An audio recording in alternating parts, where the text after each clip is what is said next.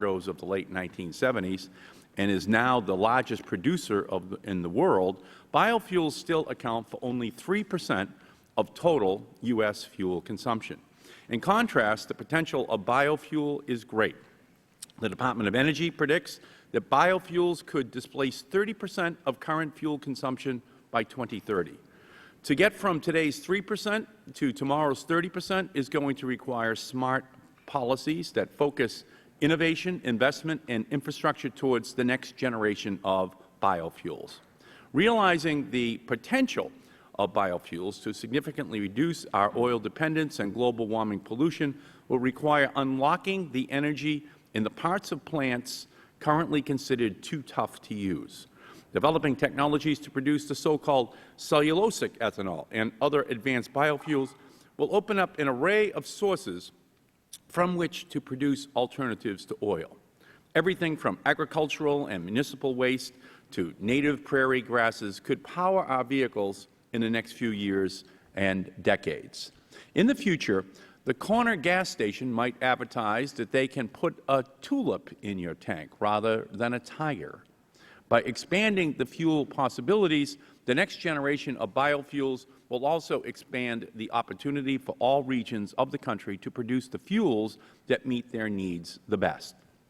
Massachusetts once played a critical role in the U.S. energy supply, back when Melville was writing by whale oil lamps about Captain Ahab's pursuit of Moby Dick. With the deployment of technology now being developed in the state, Massachusetts could once again begin to meet its own fuel needs and help other parts of the country do the same. Despite the promise of biofuels, we can't let them become our white whale of energy policy. We can't relentlessly pursue them and lose sight of the larger goal to develop fuels that combat global warming, preserve clean air and water, and protect wildlife and human health. The 18th century whalers almost hunted their fuel source out of existence. We must learn from them as we literally grow the fuel of the 21st century. We have a chance to help develop a whole new industry that is good for people, their pocketbooks, and the planet. As we reconcile the Senate and House energy bills this fall, we have the opportunity to steer the United States in a new energy direction. The Senate language would expand America's commitment to renewable fuels from 4.7 billion gallons required today to 36 billion gallons by 2022, more than half from new cellulosic and other advanced biofuels. This would save almost 1.6 million barrels of gasoline equivalent per day. Combining this with an increase in fuel economy and the rest of the best of the House and Senate legislation, Congress could send an energy bill to the President that has the potential by 2030 to save more than twice the amount of oil we currently import from the Persian Gulf, reduce U.S. global warming pollution by up to 40% of what we must do to save the planet, and create over 1.5 million new jobs. Our witnesses today represent a broad spectrum of stakeholders in the biofuels industry, from innovators to producers to consumers. I look forward to their testimony and hearing from them how Congress can help guide the development of a fuel source that reduces our oil imports and the dangers of global warming. I would now like to recognize the ranking member of the committee, the gentleman from Wisconsin, Mr. Sensenbrenner. Thank you very much, Mr. Chairman. I'd first like to start out by thanking you for today's hearing. I believe that any discussion of energy policy must include a thorough examination of current and future technologies, and today's hearing on biofuels should give my colleagues and me the opportunity to explore the future of transportation fuels. I urge the Chairman to schedule more hearings on technologies that can help address energy independence and global warming. By creating fuel from crops and other biological materials, biofuels hold great potentials to help wean the United States from its dependence upon foreign oil and to help reduce our greenhouse gas emissions. While biofuels do offer some answers to both of these problems, one question is whether biofuels offer the right answers. They could very well, but at this point, the questions biofuels raise outnumber the answers. For instance, how much does the Federal Government need to subsidize corn-based ethanol, which seems to offer slight improvement in CO2 emissions, but also seems to put more pressure on food prices, water supply and quality, and land use? Or would it be better to make biofuels from soybeans, sugar cane, or switchgrass? In August, the Wall Street Journal reported the cultivation of a plant called jatropha, a shrub found in India that can grow in almost any climate and can potentially produce biodiesel fuel at a cost cheaper than any of the other plants I've mentioned today. Is the jatropha plant an answer? And what about the alternatives such as hydrogen fuel cells? This technology has the potential to propel cars and trucks without creating any carbon dioxide emissions. But is it better than the biofuels currently under development? And I don't know the answer to these questions, and I suspect the Congress doesn't either. This is another situation where I worry that instead of letting the markets decide which product or technology is best, the government will try to pick winners and losers. In July, this committee held a hearing on the plug-in gasoline electric hybrid car. At that time, I raised some questions, but said the free market should be free to figure this out on its own. Just yesterday, it appears that market forces are starting to produce the answer. While General Motors and Toyota intend to keep developing hybrid technology, executives from Renault, Nissan, and Honda said they see gasoline electric hybrid technology as flawed and will apparently invest in all-electric car technology instead. Fortunately, these executives made the decision without having to ask us in Congress what we think or us in Congress telling them what to do. An undercurrent of today's hearing is that the Federal Government should increase its mandated use of biofuels through a renewable fuel standard. Congress enacted such a standard in 2005, and witnesses today tell us that biofuel production has already exceeded the production requirements. Some will say that we need to raise the government's mandate even higher because the free market isn't responding. I am not so sure that it isn't. General Motors is aggressively advertising its fleet of flexible fuel vehicles. Both Chevron and British Petroleum are proudly highlighting their research on biofuels. The larger question is how we move from petroleum to alternative fuels without disrupting our economy.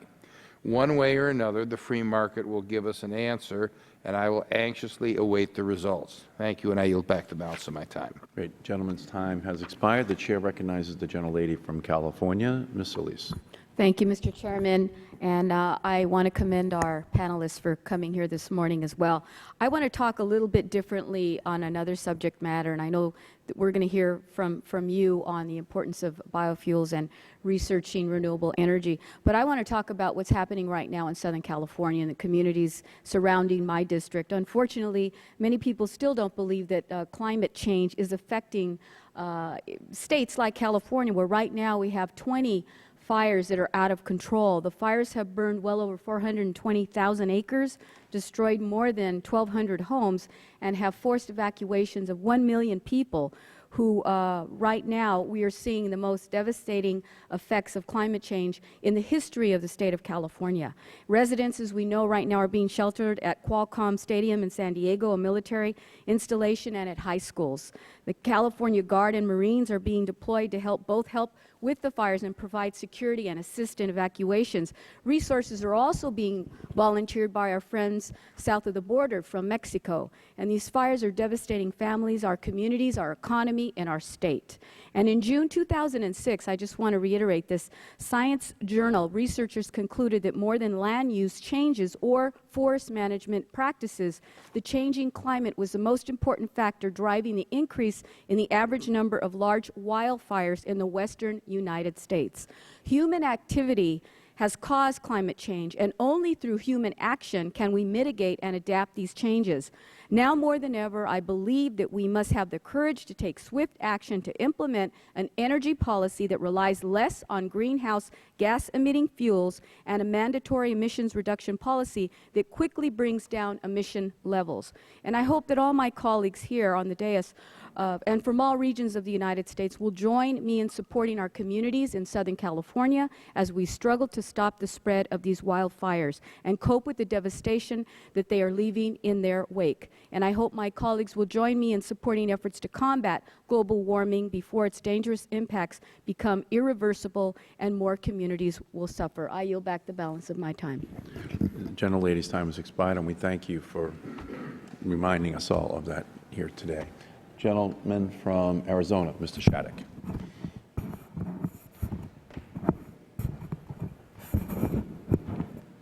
Thank you, Mr. Chairman, and in the interest of getting to our witness's testimony, I will abbreviate my statement and ask unanimous consent to put my full statement into the record. I want to begin by thanking you for holding this hearing on the importance of biofuels to both our environment and our economy. I strongly believe we need to reduce our dependence on oil and diversify our sources of fuel, including especially our transportation fuels. I would note, however, a cautionary concern. This Congress in the past mandated MTBE without fully knowing the consequences of that additive, and as we all know, that it's caused concern to our environment in terms of the migrating of that fuel out of tanks and damage to the environment. It seems to me we should use that experience as a guide here. Learn as much as we can about alternative fuels, learn as much as we can about ethanol, encourage its use, but encourage the use of those kinds of fuels in a way that will spur innovation. I think that Congress is not particularly well suited to predict the scientific future and to look into the future and to know what in fact are the best fuels and what in fact are the safest fuels and will cause the least environmental damage. But that is what this process is about, and I applaud the chairman for holding the hearing. I do want to add as a point that earlier this year in the markup of the energy bill, along with my colleague Mr. Mellencamp, I offered an amendment to require the EPA to both study higher concentrations of ethanol to determine what effect they will have on safety, air quality, engine operability in vehicles.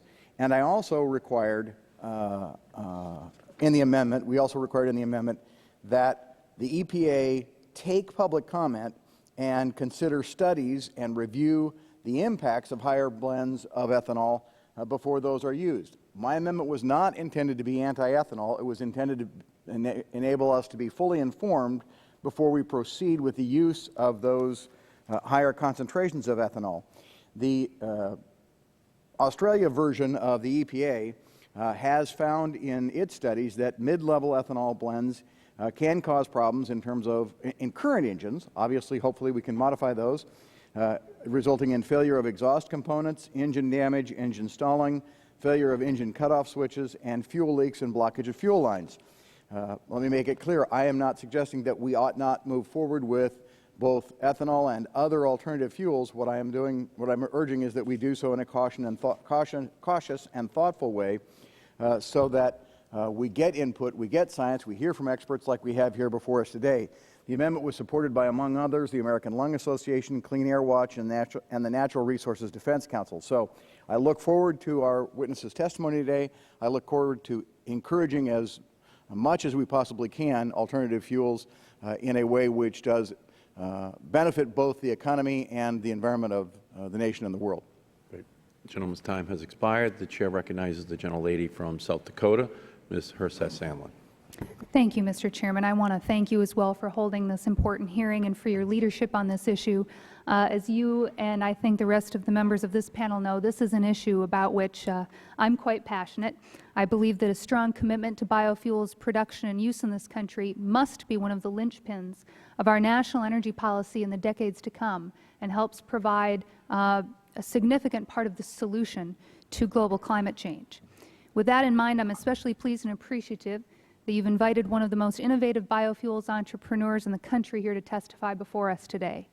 Don Endries of Brookings, South Dakota is the founder of VeraSun Energy, which has, in a few short years since its creation, grown to be one of the largest ethanol producers in the country. Don is one of my touchstone contacts on all matters pertaining to energy and biofuels, and I consider him one of the foremost experts in the country on biofuels issues.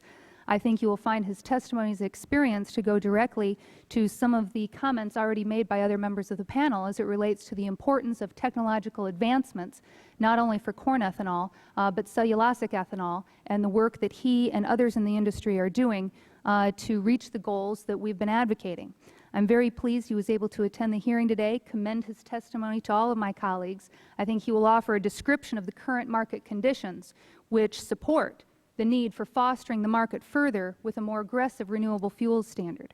I also am pleased that there will be a biofuel vehicle demonstration following the hearing I drive a Chevy Impala that runs on E85 and a Jeep Liberty that runs on biodiesel. So I'm pleased that other members of Congress will get a chance to learn more about those vehicles today and the importance of the infrastructure for distribution of biofuels and the production of flex fuel vehicles. So thank you again, Chairman Markey, for having the hearing. I thank all of our witnesses for the testimony this morning.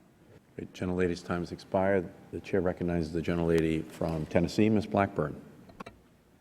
Thank you, Mr. Chairman. I also thank you for holding the hearing today, and I thank our witnesses for being here with us today. I will submit my full statement for the record. I know we're all anxious to move on to what they have to say, but just very briefly, we are all concerned about energy security. We're glad that there are entrepreneurs who are looking at the issue and looking at the use of biofuels. We all understand the nature of biofuels, from which they are derived. We also know that there are some inventive processes, like Mr. Gardner's, that are taking place with some mixed usage. We're looking forward to hearing a little bit more about that. We do have some concerns: water, land, availability, the cost, the impact that it has on food, figuring out what works and what doesn't work, looking at waste products, seeing what is going to be economically and commercially viable, are all issues that we will want to talk with you about, looking at the distribution and infrastructure systems of those, hearing a little bit more from you about that commercialization and distribution process is going to be of interest to us. We know that there is no silver bullet, but we appreciate the perspective that you bring to us. And with that, Mr. Chairman, I will yield back and look forward to the question and answer section. Great. Gentlelady's time has expired. The chair recognizes the gentleman from Missouri, Mr. Cleaver. Thank you, Mr. Chairman. Appreciate your leadership and the vision you have for the work of this committee. I will reserve my time primarily for questions from these experts who are before us. I do recognize that biofuels are a part of the solution to the tailpipe CO2s that are generating the greenhouse gases that help fuel the fires in California. Even though I recognize this, I operate out of no illusion, biofuels will not solve the enormous challenges before us, but I do believe that we can and should maximize the use of sustainable sources of domestic energy. And so I'm looking forward to hearing from our panelists and finding out from them what the challenges they face in producing and developing biofuels. Thank you very much, Mr. Chairman. I'll yield back the balance of my time. Great. Gentleman yields back the balance of his time. The chair recognizes the gentleman from Oklahoma, Mr. Sullivan. Thank you, Mr. Chairman, and I just want to thank the witnesses for being here today, and I look forward to hearing what you have to say about this very important biofuels, and I yield back. Great. Gentleman's time has expired. The chair recognizes the gentleman from Washington State, Mr. Inslee. Thank you. I think this is a very important hearing. I appreciate the chair of having it.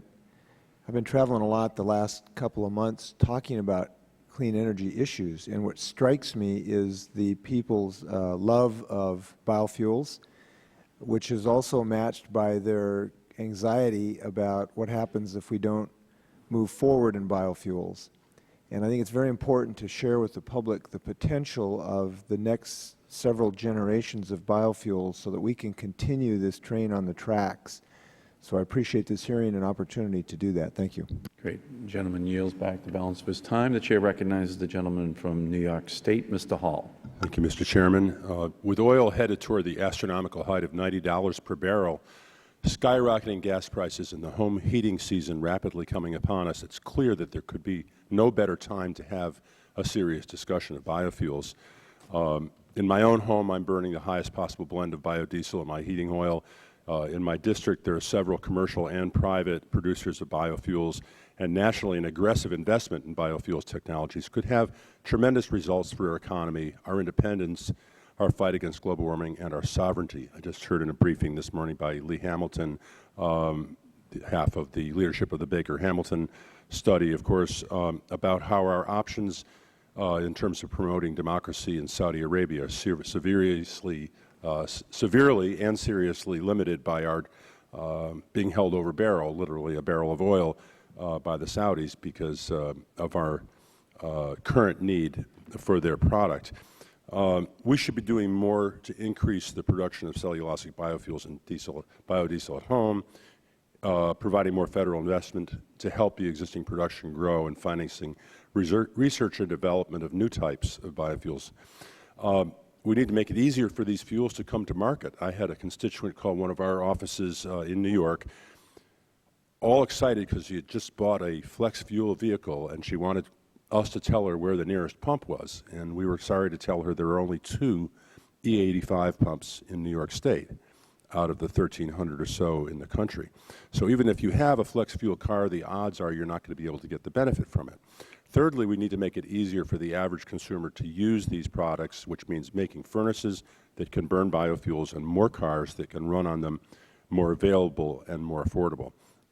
Working toward these goals, we also need to be careful that we're truly getting the most out of our investment by making sure that we maximize our greenhouse gas reductions and pursue biofuels in a way that's consistent with responsible land use and does not adversely affect the cost of food or feed. I look forward to hearing from our witnesses and yield back. Mr. Chairman, thank you. Great. Gentleman's time has expired. All time for opening statements from members of the Select Committee has expired. We'll now turn to our witnesses. And our first witness is Adam Gardner. Even though Adam now calls Portland, Maine home, he and his bandmates from Guster are indeed favored sons of my home state of Massachusetts. They formed their band while at Tufts University and sold their CDs in Harvard Square. Today, Guster has sold over 1 million records and has become one of the nation's leading touring bands, playing sold-out shows from Radio City Music Hall to Farm Aid to the Boston Symphony Hall, where they performed with the famous Boston Pops.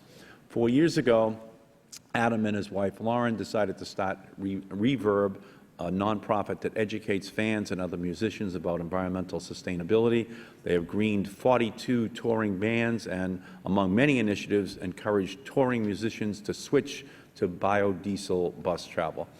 Mr. Gardner, whenever you're ready, please begin. Check 1, 2. Is this on? Hello? Sorry, this is what we always do when we play gigs.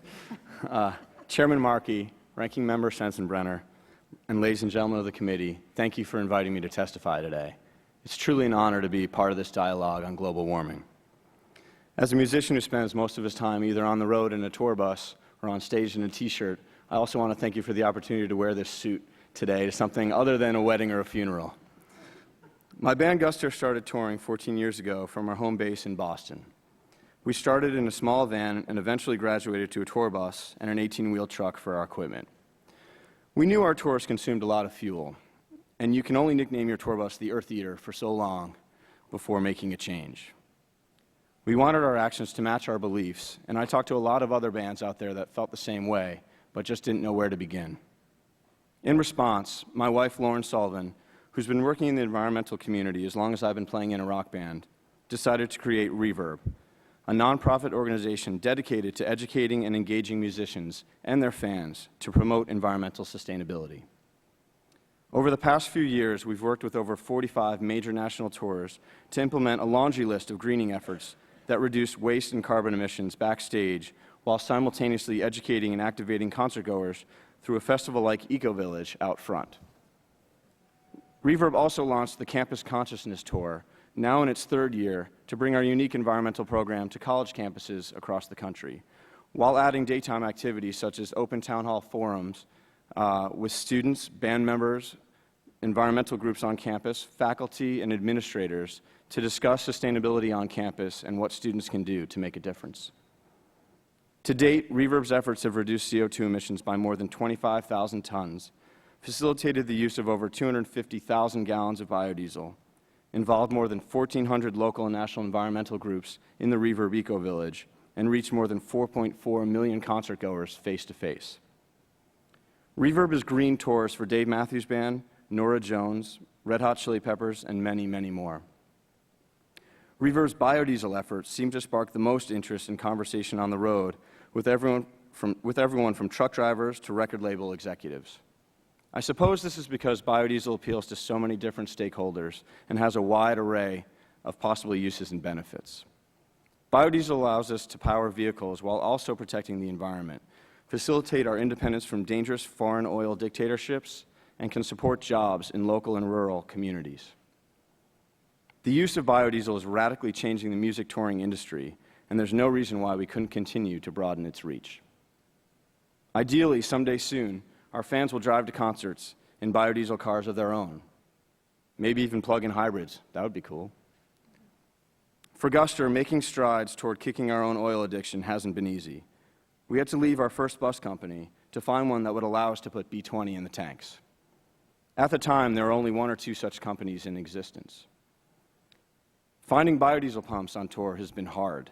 With just 1,100 around the country, Reverb has to coordinate local suppliers to deliver fuel to bands on the road. But since we've started, we've seen biodiesel skeptics quickly convert to advocates. Drivers found that engines ran cleaner and cooler, and bus and truck companies have been responding to the increased demand from artists. While our nation has made great strides in biodiesel production, there are a number of ways we could continue to improve.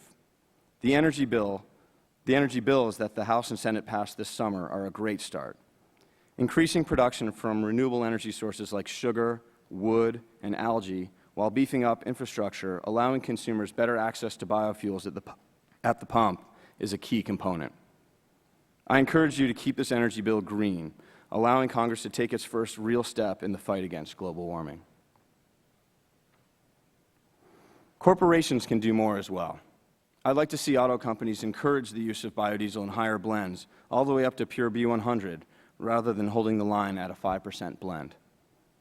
I'd also hope that the agricultural community could come together. Guster was thrilled to play with Willie Nelson at Farm Aid, where we heard firsthand from small family farmers who want to be part of the solution. There I had the pleasure of meeting the founders of the Sustainable Biodiesel Alliance. The SBA is a nonprofit group whose mission is to promote sustainable biodiesel practices, from harvesting to production to distribution, keeping both environmental and social considerations to heart. It would be awfully ironic to go from reliance on irresponsible oil companies to a biofuels industry dominated by large-scale commercial farming at the expense of small farmers, community economics, and the environment. If done right, biodiesel offers the unique opportunity for a fuel product that is not just less bad than petroleum diesel, but is an actively good fuel that can reinvigorate our local economies and actually replenish and revive the environmental damage we've caused.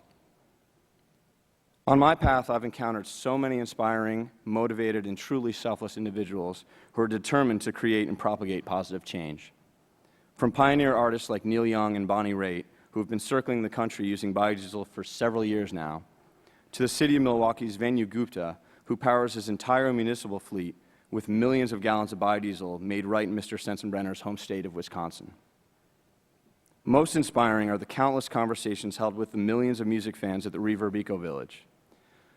I invite you all to the next Reverb show so you can take part in this dialogue, where talk of global warming doesn't center around doom and gloom, but rather optimism, commitment, and creative solutions. It's a generation that stands ready to stare down the greatest challenge they will have to face, but they also look to you on your stage to lead the way. I see this moment in time, a relative flicker when considering the Earth's age, as a critical one. The growing wave of momentum to defeat global warming during this small window of opportunity could very well determine what life will look like on the other side of that flicker. Thank you. Thank you, Mr. Gardner, very much.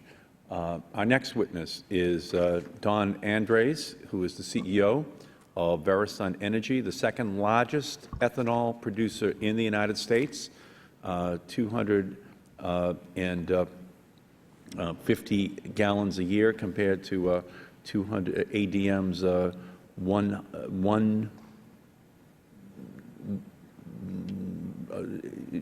only ADM is beating you, and growing. They have also developed a technique to produce biodiesel from distillers' grains, one of the byproducts of corn ethanol. Verisun has plants in Ohio, Indianapolis, Minnesota, Iowa, Michigan, and Mr. Andre's home state of South Dakota.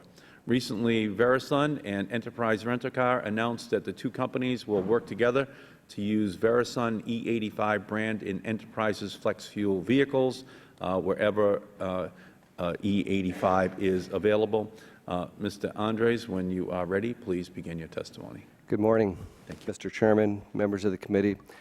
Thank you for inviting me to testify today on behalf of Verisun. I grew up on a farm in South Dakota, and I'm pleased to be representing one of the nation's largest biofuels companies. We have 4 operating facilities in production today. We have 4 more under construction and 1 more facility under development. Once we're complete with these new facilities, Verisun will have an operating capacity of approximately 1 billion gallons per year. We believe ethanol from cellulosic feedstocks will complement corn-based ethanol in meeting the growing demand for renewable fuels.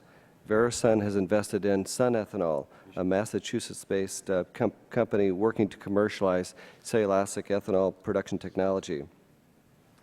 The ethanol industry has grown significantly in recent years due to the demand from the market and in part because of the policies put in place by the federal government. Today, approximately 50% of the nation's gasoline is blended with ethanol. Because of the growth of the ethanol industry, it appears now that there will be enough ethanol to blend 10% and 100% of the U.S. gasoline business. Clearly, the expansion of the ethanol industry is a success story. It is the most significant step this nation has taken to diversify our liquid transportation fuel since the advent of the automobile a century ago. But we're just beginning. Today, the industry is still too small. Our 7 billion gallons of current capacity makes up only 5% of the 140 billion gallon gasoline market. Now is the time to springboard from the solid foundation of the ethanol industry to diversify both the feedstock used to produce renewable fuels and how they're used in our transportation fleet. If we're going to make game-changing steps towards energy independence, addressing global warming, and creating new economic opportunities, 3 very important items have to come together. First, enterprise must be empowered to work. Second, the federal government must lay the framework to enable the industry to succeed. And third, consumers must have both the access and the incentive to join our mission. Oil is now regularly breaking new record highs. This has caused a lot of players to jump into the race to find alternatives. In the past, their enthusiasm and investment rose and fell with the cost of a barrel of oil. While this could happen again, I believe that world events have created a fundamental change. Walter Wriston, the former chairman of Citibank, once famously said that capital goes where capital is well treated. And the worst way to treat capital is to throw it into uncertain situations. It is critical now more than ever that we have federal support to help achieve ethanol's potential. Our first objective should be to look at every opportunity in Congress to achieve the certainty that vital investment capital is looking for, product demand. I experienced firsthand the importance of government policy when we took Verisun public in 2006. It became very clear very quickly that people participating in the financial markets understood the importance of renewable fuels, and they were excited about investing in something that could do so much good for our national security, our economy, and our environment. Their big questions were about policy. What role would the government play in promoting renewable fuels? Would the renewable fuel standard work as promised? The same questions about government policy that faced Verisun in 2006 are facing those seeking investment in cellulosic technologies from the financial markets today. How much demand will there be for ethanol beyond 14 billion gallons of demand created through the E10 market? Will the federal government expand the RFS? How can E85 availability be jump-started? It's critical that the federal government act this year to pass an energy bill that begins to address these questions if we want to see continued growth of the ethanol industry. The ethanol industry is outpacing the current RFS schedule. Under the current law, the RFS mandates the use of 4.7 billion gallons of ethanol in 2007. And according to the Renewable Fuels Association, The ethanol industry is on pace to produce approximately 6.5 billion gallons of ethanol this year. Because of this, the RFS is not acting as a market driver at the present time. That being said, with ethanol selling at $1.55 per gallon and conventional gasoline selling at over $2 per gallon, ethanol clearly is lowering fuel cost at the pump. By blending ethanol and gasoline today, some refiners are passing considerable savings to consumers. Unfortunately, not all refiners are capitalizing on the economic advantages of blending ethanol. One of the most effective things Congress and the President can do in the short term is to enact an energy bill this year that increases the RFS. The Senate passed RFS calls for 8.5 billion gallons in 08, 10.5 in 09, and 12 billion gallons in 2010. These early increases are critical to fostering the continued development of the ethanol industry. Beyond addressing these near-term issues, the federal government should send a clear long-term message to the industry to support continued investment and growth. We support the Senate's call to expand the RFS to 36 billion gallons by 2022, including a significant call for ethanol production from cellulosic material. We believe this is a very achievable goal, but one that will require widespread adoption of E85 usage. Without E85 demand, the market will not support the early-stage development that is necessary to unlock the potential that cellulosic ethanol holds. As one of the largest biofuels producers, we assumed a large responsibility to ensure a robust E85 market occurs. Today, only 1,350 stations of 180,000 offer E85. We must do better. In early 2005, Verisun launched the nation's first branded E85 product. We began the program in May of 2005 with the conversion of 35 pumps in Sioux Falls, South Dakota. At the time, we launched a marketing program to raise awareness to the benefits of flex fuel vehicle ownership, E85 use, and enlisted the support of GM. E85 sales rose, demand for flex fuel vehicles increased, and consumers have been very pleased. In early 2006, today Verisun has a total of 110 retail locations around the country selling E85, including one here right in the District of Columbia. From this experience, we've gained significant insight about what is necessary to develop E85 in the United States. As Verisun works to expand the number of stations... If you could summarize, please, Mr. Sir, Andres. okay. I'd like to just conclude by saying that, ethanol today represents a great early solution to the biofuels industry. It doesn't come clearly formed, complete in perfect form, but in fact we very much believe that ethanol today represents a great opportunity to reduce reliance on foreign oil, reduce greenhouse gases, and improve rural economies for the country. Thank you. Thank you, Mr. Andres, very much. Our second witness, Stephen Gatta, was the CEO of Bioenergy International, a company that has 2 108 million gallon per year corn ethanol plants in Pennsylvania and Louisiana. They're also planning to build a smaller scale cellulosic pilot plants. Mr. Gatta, we're very pleased to have you with us today. Whenever you're ready, please begin. Thank you, Mr. Chairman, members of the committee. Thank you for inviting me here today to talk about a very important issue. I applaud your leadership in recognizing the urgent need to change our energy paradigm. To the Chairman in particular, your leadership has inspired me over the last 15 years. When I would come to Washington back in the late 90s to discuss ethanol, I was occasionally referred to as the village idiot.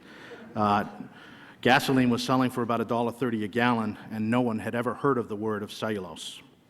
Mr. Chairman, you were one of the few who listened and inspired me to make a difference, and for that I profoundly thank you.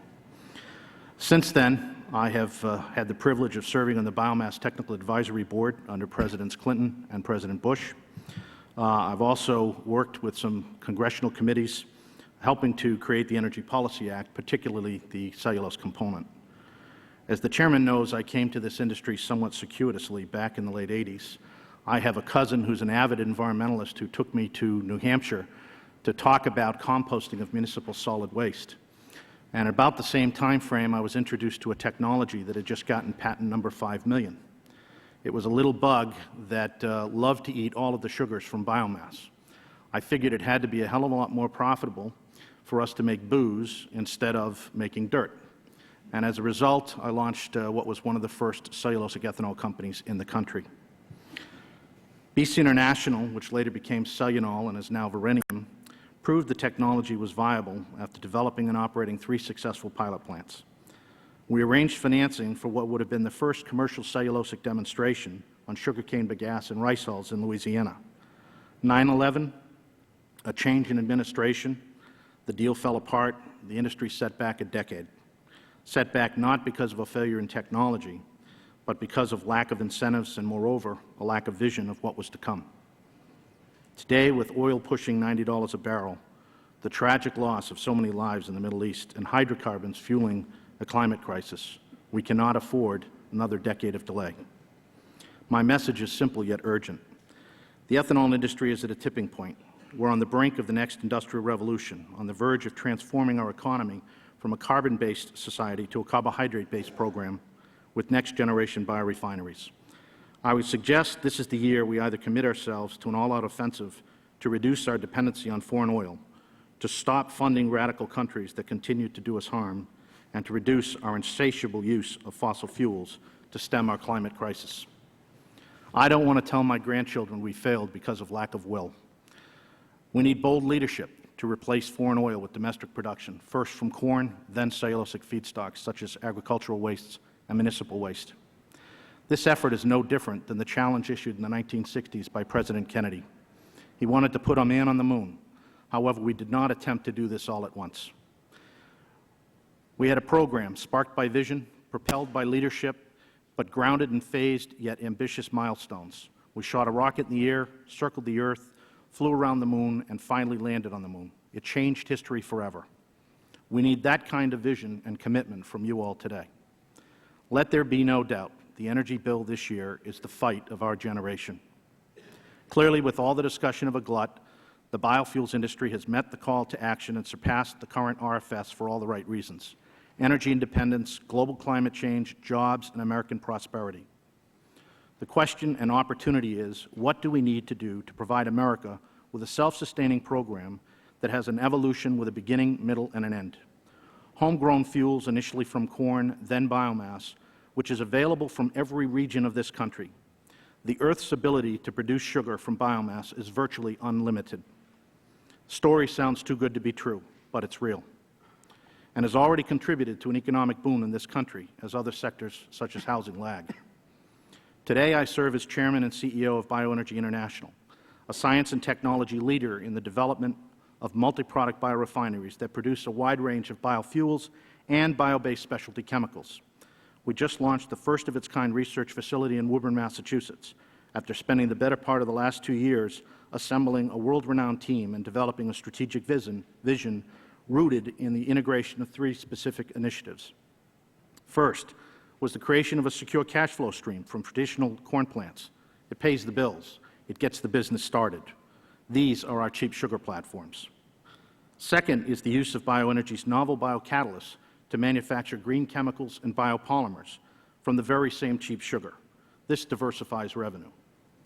And lastly is the integration of our cellulose technology, retrofitting existing and building future plants to drive down costs and move away from food-based raw materials.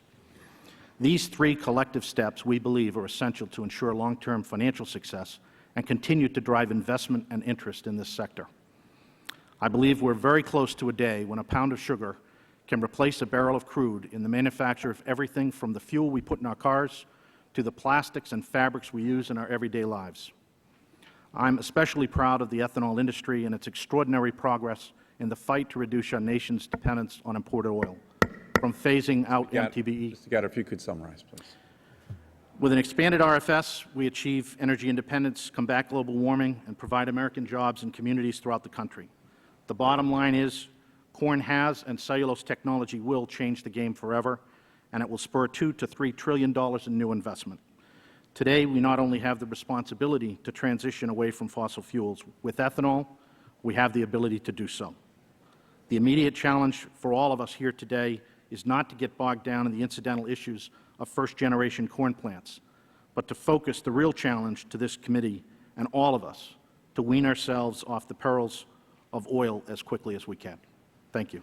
Thank you, Mr. Gatto, very much. And our next witness is Dr. Susan Lachine, who is a professor of microbiology at UMass Amherst and co-directs their Biofuels Research Institute. She is also the founder and chief scientist of a cellulosic ethanol company, Sun Ethanol. We welcome you, Doctor. Whenever you're ready, please begin. Good morning, Mr. Chairman and members of the committee. I thank you for giving me this opportunity to speak today on the subject of biofuels and the impacts of biofuel development on energy independence and global warming. I am a professor of microbiology at the University of Massachusetts Amherst and a founder and chief scientist at Sun Ethanol, a new biofuels technology company headquartered in Amherst. I also serve as co-director of the Institute for Massachusetts Biofuels Research at UMass Amherst, which was established by an interdisciplinary team of scientists and engineers to develop cost-effective technologies for producing biofuels and other value-added materials from biomass. Our goal is to establish the scientific and technological basis to enable the U.S. to meet the Department of Energy 30-30 goals, 30% gasoline reduction by 2030. The link between fossil fuel combustion and global warming is compelling. We urgently must begin to limit greenhouse gas emissions. The need to limit greenhouse gas emissions has become even more critical with recent results reported this week in the proceedings of the National Academy of Sciences. First, that carbon dioxide emissions are growing at a much faster rate than anticipated. And secondly, the ability of the land and the oceans to absorb carbon dioxide from the atmosphere has actually diminished. Clearly, as we look to the future in meeting our transportation fuel needs, we must limit the use of fossil fuels. The only form of energy that can contribute substantially to fulfilling transportation fuel requirements at costs competitive with fossil fuels is solar energy captured by photosynthesis in plants and stored in the form of biomass. At present, plant biomass is the only significant source of liquid transportation fuels that may replace the world's finite supply of oil. Ethanol derived from biomass is one of the most promising biofuels. In addition to reducing our dependence on imported oil, thereby improving domestic energy security and lowering the U.S. trade deficit, biomass ethanol production will also yield environmental benefits in the form of reduced greenhouse gas emissions. In addition, the increased value of agricultural crops, residues, new energy-specific crops will benefit rural economies through higher incomes and increased employment opportunities. Economic modeling studies suggest that simply integrating cellulosic biomass crops into the agricultural rotation existing could increase the net income of U.S. farmers by 32% or $23 billion. In Massachusetts, where forest growth exceeds wood harvest, biomass from wood is a sustainable resource. The total woody biomass supply in Massachusetts has been estimated to be 4.4 million tons per year, which could theoretically yield more than 400 million gallons of fuel ethanol. The relative benefits of biomass ethanol compared with fossil fuels have been passionately debated. Important questions arise concerning the energy return on investment. The ratio of ethanol energy output compared to non-renewable energy input required to produce ethanol fuel. It is very important to note that several peer-reviewed studies have concluded that the energy return on investment for fuel ethanol production is favorable. Corn ethanol energy yields are favorable, and cellulosic ethanol energy yields have the potential to be even more favorable. Clearly, the production of ethanol from cellulosic biomass, such as wood chips, switchgrass, corn stover, and other agricultural waste, has a clear advantage over gasoline.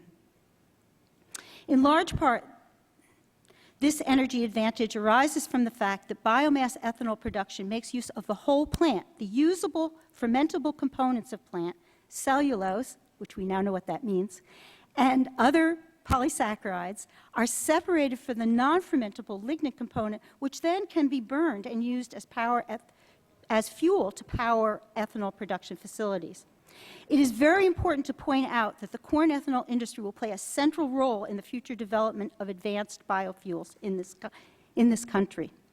New technologies for cellulosic fuels are being built upon the pioneering expertise developed by the corn ethanol industry. Also, the industry has demonstrated that the agricultural sector of our country can play a key role on our path to energy independence. Cellulosic ethanol is a reality. Demonstration plants are in operation, and full-scale commercial plants are in construction. At the same time, new technologies are being developed and must be developed for more efficient and more cost-effective conversion of biomass to ethanol biofuel, specifically to overcome the resilience of cellulosic biomass. Plants are tough things. Plant biomass is composed of highly ordered sugar polymers such as cellulose. These plant components are shielded by a matrix of other complex plant polymers. The recalcitrance of cellulosic biomass to processing, for example, by enzymes, poses a significant obstacle to developing cost-competitive cellulosic ethanol technologies. Dr. Lachine, if you could please summarize. Yes. I just want to conclude by saying that at Sun Ethanol, we are developing a strategy to overcome the recalcitrance of cellulose using a microbe actually discovered in Massachusetts, a microbe from Massachusetts. And we hope that by using this technology, we will be able to bring down the cost of cellulosic ethanol production and make this a reality. In conclusion, cost-effective cellulosic ethanol production is achievable in the near term. This will be a monumental task. It is essential that there be significant resources invested for research and development at both the applied and basic science levels. Such investments will have enormous positive impacts on the environment and the economy, especially benefiting rural economies. Given that biomass is a regional resource, the impacts will be broad and widespread across the country. Perhaps most importantly, it is essential that we begin to limit greenhouse gas emissions. Renewable and sustainable biofuel production must be a key component of our energy future. Thank you. Thank you, Doctor, very much. And our final witness, Nathaniel Green, is a senior energy policy specialist working on issues that relate to renewable energy for the NRDC, the Natural Resources Defense Council. We welcome you, Mr. Green. Whenever you're ready, please begin. Thank you, Mr. Chairman and members of the committee. As was noted earlier, in the fight against global warming, there is no silver bullet. At best, there is silver buckshot. I believe that biofuels can be an important contributor to the fight against global warming, one of those pieces of buckshot.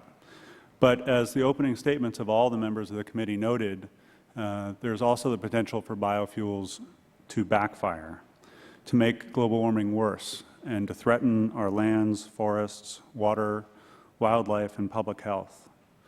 New crops and technologies that are being developed today and moved from the lab to the marketplace, such as the technologies we've heard about from some of the other witnesses, will make it easier to produce a lot of biofuels with a smaller environmental footprint. But just because we can use those technologies in a more sustainable way doesn't mean that we will. I think it is a critical mistake to assume that technologies or feedstocks are a quick fix to the challenges of biofuels. I think these new technologies are very promising, but just as it's a mistake to assume that they will fix our problems, it's a mistake to assume that the existing corn ethanol technologies are somehow inherently flawed just because they only provide marginal benefits. We can make corn technologies much better, and we can use advanced technologies in very unfortunate and flawed ways. To address this issue, we really need strong environmental safeguards and performance standards. It's time to shift our bioenergy policies and our global warming policies really away from a more is better strategy to a better is better strategy.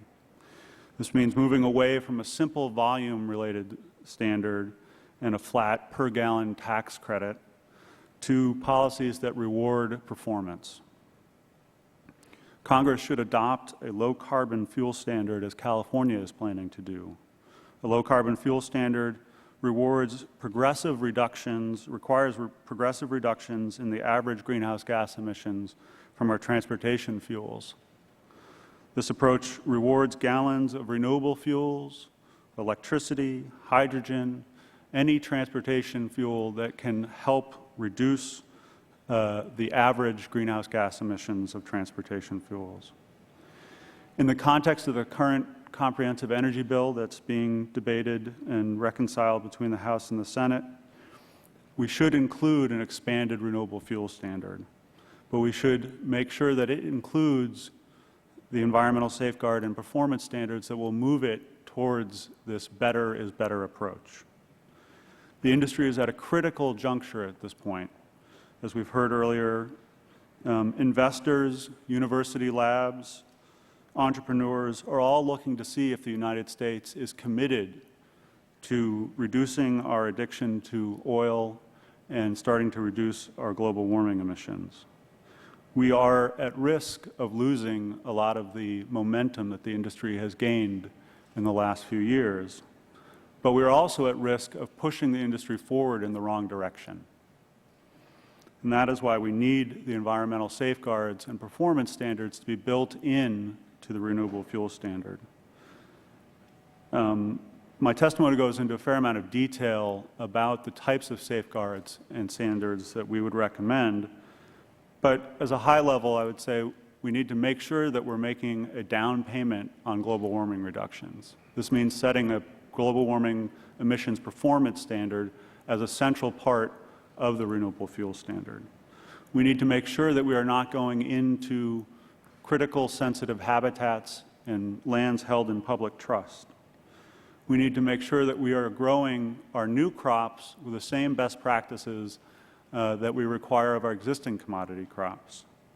We need to make sure that we're protecting public health by setting rigorous air quality standards that require these new fuels that combust in different ways than our traditional petroleum-based fuels to be at least as clean at the tailpipe as our old fuels are.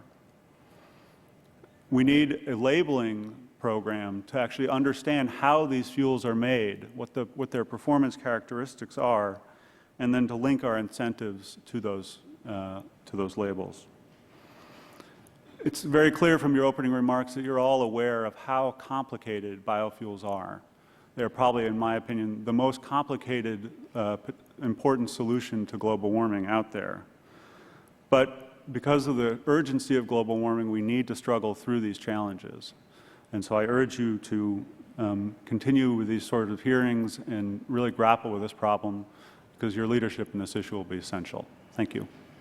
Thank you, Mr. Green, very much. That completes the time for opening statements from the witnesses, and the chair will now recognize himself for a round of questions. Mr. Gardner, you're out there on an ongoing basis talking with young people across the country. Can you give us a sense of what this green generation is calling for Congress to do, for its government to do?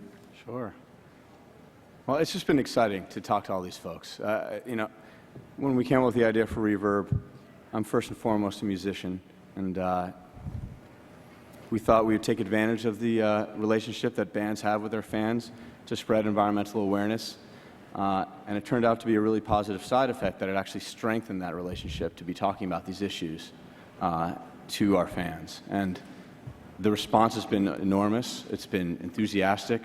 I've learned about so many people, young people out there, working hard already, whether they're on campuses, working on biodiesel plants right there on campus, converting waste vegetable oil from their dining halls to biodiesel in their science labs, and running their buildings and grounds vehicles on the stuff, to coordinating and rallying a large number of youth groups across the country. I was just recently in Michigan with a rally. It was actually a campus climate challenge rally around environmental issues on campus.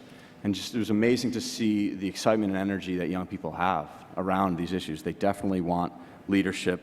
They're leading themselves, but they're certainly looking to all of you to help. Thank you, Mr. Gardner. Mr. Gatto, you've been through the ups and downs of the biofuels industry. Entrepreneurs always talk about this valley of death between the time of development of the technology and commercialization. What recommendations do you have for us in terms of congressional policies that we can put on the books that would help entrepreneurs to make it through that valley of death? Thank you. I think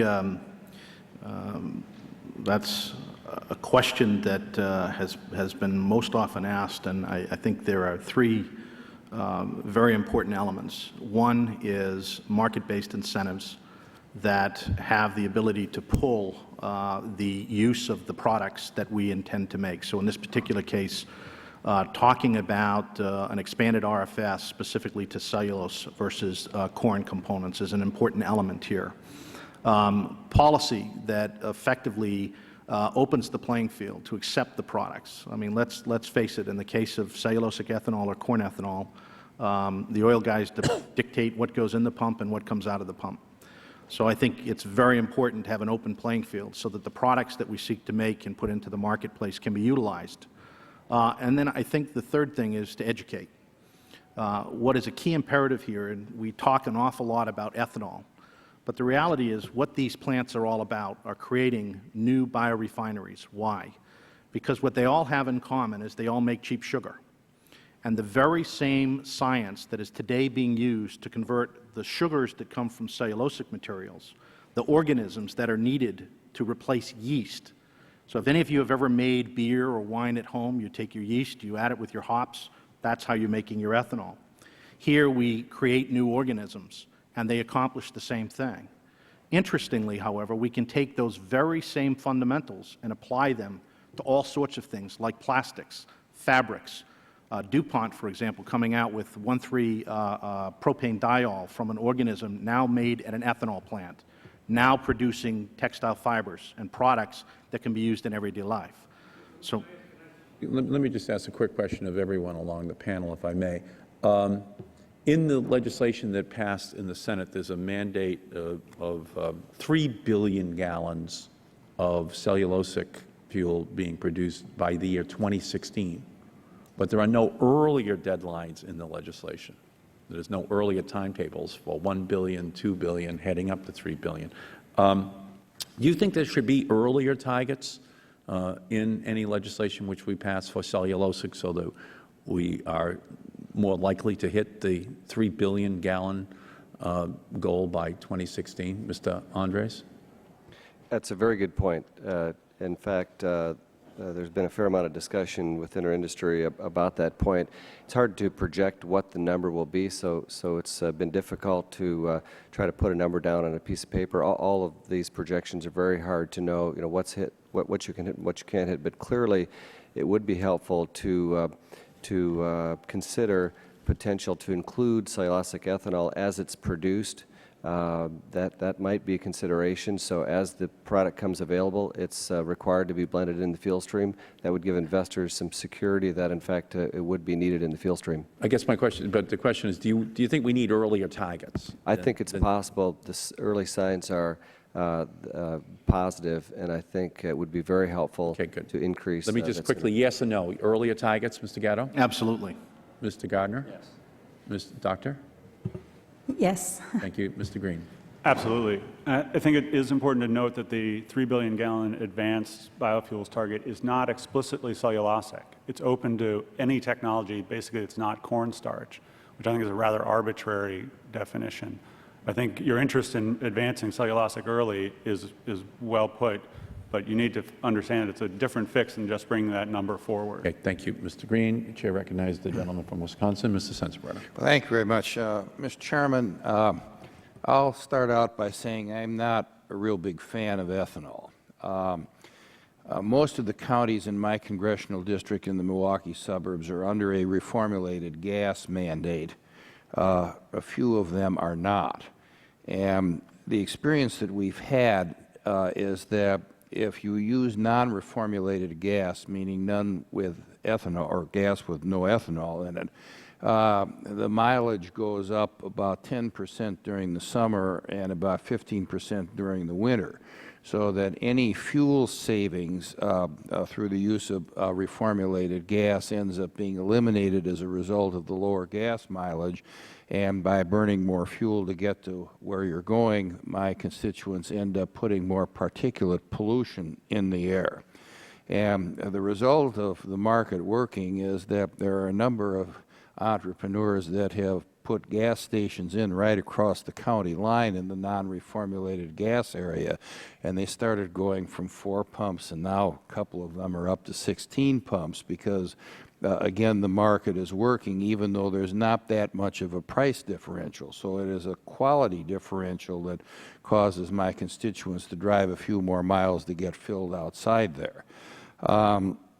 I think we're getting hooked, particularly on corn-based ethanol. And I would like to first ask Mr. Endres and Mr. Gatto whether you favor a repeal of the 54-cent a gallon tariff that we put on sugar-based ethanol, which largely comes from Brazil. And if so, why? And if not, why not? Well, first, let me address the issue. No, I've got 5 minutes. Please answer my question. Do you favor the repeal? No. The reason the 54-cent tariff is in place is to protect the taxpayer. There's a blender credit in place to incent blenders to put ethanol in fuel. Mr. Gatto? It's in shape. Place. No. Again, I think there's a misnomer that all of a sudden Brazil is this panacea. The reality in Brazil is that Brazil operates 6 months a year, and during the grind season down there, they're consuming much of the product that they're manufacturing, and that is left available for export, they do find a way to either send it here or overseas. Okay.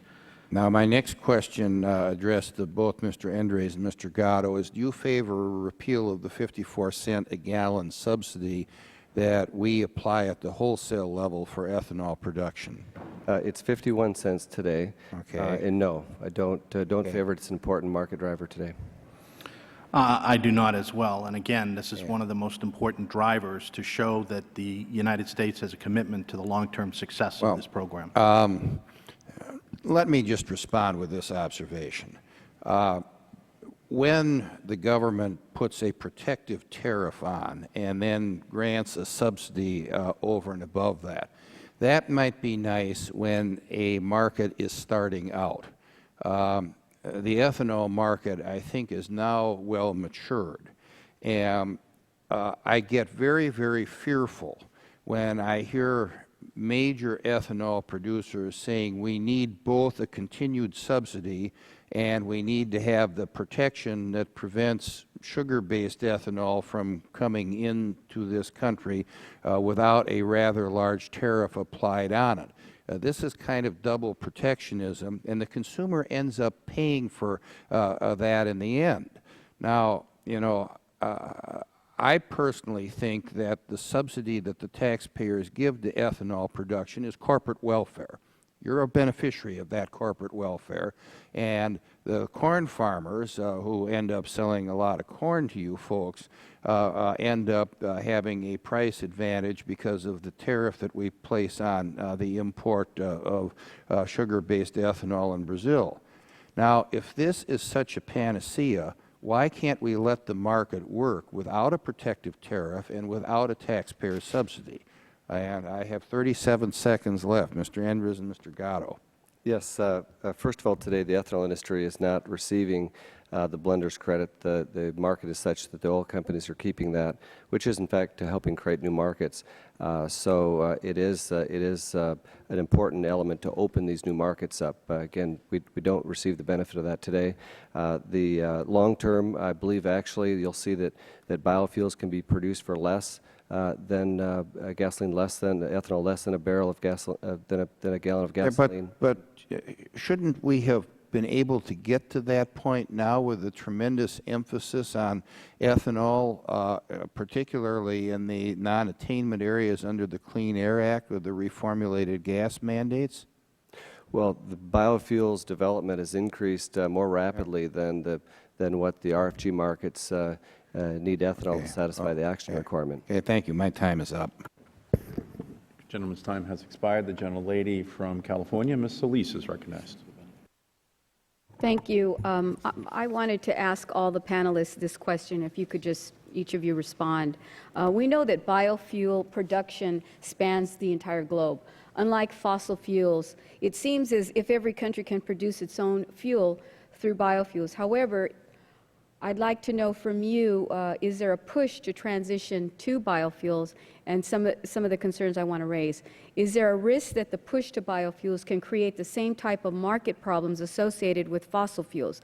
That's one question. And if yes, how can we prevent this from occurring? And then two, how do we separate biofuels productions for fuels used from the agricultural market needed for foodstuffs and to combat hunger? And we'll start with Mr.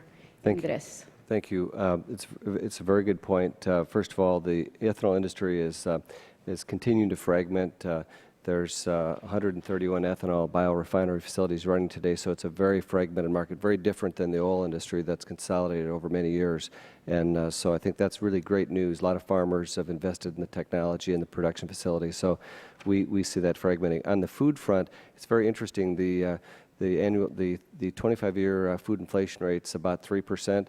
The food inflation rate on products either directly or indirectly derived from corn is only 3.4% from June of 05 to June of 07. So the data doesn't show increased food costs. As it relates to people starving in the world, unfortunately, we've had people starving in the world when we've had grain rotting in bins. So I don't think that that's the issue. We think that, in fact, the additional protein that the corn ethanol facilities produce will actually increase livestock production, milk production, and there's a delayed effect. But in fact, we believe that there will be significant new protein available that will address the food versus fuel issue. Mr. Gatto.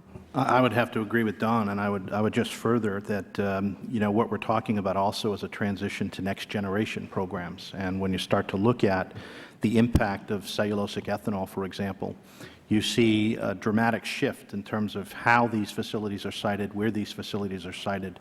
One could never imagine, for example, in Massachusetts, building an ethanol plant that would be able to service the community there. Today, we can talk about whether it's wood waste, cranberry bogs, or a variety of other raw materials. Congressman Sensenbrenner talks about the fact that corn ethanol has had some issues with respect to Wisconsin. Interestingly, when we start looking at paper mills and sawmill waste and logging opportunities that have been going on in this country and the jobs that have been lost as a function thereof, this is an opportunity for us to get back those jobs, to reinvest into those areas. And so we're talking about a broad proliferation of these facilities. So to the market issue, let's put this in perspective. If it's 20 billion gallons, which is associated with cellulosic ethanol, the average ethanol plant today, new plants are about 100 million gallons. Cellulosic ethanol plants will probably be in the 30 to 50 million gallons at the outset. So we're talking about several thousand plants that would need to be built throughout the United States, not giving any one company necessarily the specific strength to dictate price, terms, or otherwise. I think it's important to emphasize the triple bottom line whenever we're talking about fuel production and sales: people, profit, and planet. And some of the principles that are outlined in my written testimonial from the Sustainable Biofuels Alliance, Biodiesel Alliance, actually outlines what we can be doing to avoid the pitfalls of transferring our issues from petroleum oil to biofuels. And I do have to agree with, as far as food, having varied feedstocks is the way forward. So what we're referring to as advanced biofuels is certainly, I think, the way forward and where we can end up in a way that we're not putting anything in danger and only creating a positive. I agree with what's been said. I just want to emphasize that this is a very complex problem that will be solved through lots of different channels. And the biomass is a regional issue. Different regions will develop different strategies for converting biomass into a renewable fuel. And as has been said, we're on a path, this is the path we're on to these advanced biofuels, where the issue of competition with food will be solved. I think the only thing I can really add to the excellent comments that have come so far is it's important to understand that as of today, there has been no market really for cellulose. So there's been no effort by farmers to figure out how to integrate the production of cellulose into the production of other food crops, or for the forest industry to think about how to produce cellulose for fuel either. So I think as the market develops, we'll see a potential for integration that it's hard for us to imagine, which is why I think it's important to focus on the benefits. Thank you. Gentlelady's time has expired. The chair recognizes the gentleman from Arizona, Mr. Shattuck. Thank you, Mr. Chairman, and I want to thank all the witnesses. I think it's very educational testimony and very helpful. I have all kinds of concerns and all kinds of questions. It seems to me, and maybe Mr. Andrews, Mr. Gato, you can help me a little bit, critics of corn-based ethanol engage in a debate about whether or not the marginal energy gain is worth the effort. I'd be interested in kind of two general questions. Do you see cellulosic ethanol as having a greater spread between the energy consumed to produce it and the energy it produces? And if you do see that, do you see corn-based ethanol as a transition to cellulosic ethanol? Yeah, there has been a lot of talk about it. Unfortunately, it's amazing that even though 9 different groups have studied energy balance, 8 of the 9 over the last 10 years have concluded that ethanol has a positive energy balance for all BTUs put in versus BTUs out. Yeah, I don't think anybody says it doesn't have. Okay. The question is it enough? Yeah, Go well, ahead. then, And if is you look- cellulosic, my question is cellulosic better? Yes, the early returns of this, it looks as though because you can burn the lignin, there actually is a further extension of energy. But we get about 6 times the energy out of ethanol than what we put into it from a liquid fossil fuels perspective. So we're getting a 6x extension on our liquid fossil fuels by making ethanol. So I think it's something that's missed. It's a very good point. And I think cellulosic ethanol has a chance because you're burning the lignin to improve the energy balance. Mr. Gato? Well, it's a very good question. In fact, the Energy Policy Act of 2005, one of the key essential elements that you'll note was the opportunity to create an incentive under the mandate of basically 2.5 to 1, and that was really an implication as to the environmental benefits that were provided as a function of cellulose compared to, say, traditional corn. So this was looked at. In fact, a great amount of discussion and debate has really been had about the global warming implications, CO2 effects, and so forth. Cellulosic ethanol, first-generation plants, obviously are going to have issues, but I think, overall, what we're going to see is a transition over time, very much the same way that we've seen a transition in the corn side. If you look at ethanol plants that were built in the 1980s versus the ethanol plants today, we've seen a dramatic improvement. Just in the water consumption alone, for example, we've seen anywhere from 5 to 6 gallons of water per gallon of ethanol drop down now to new latest and greatest at 1.5.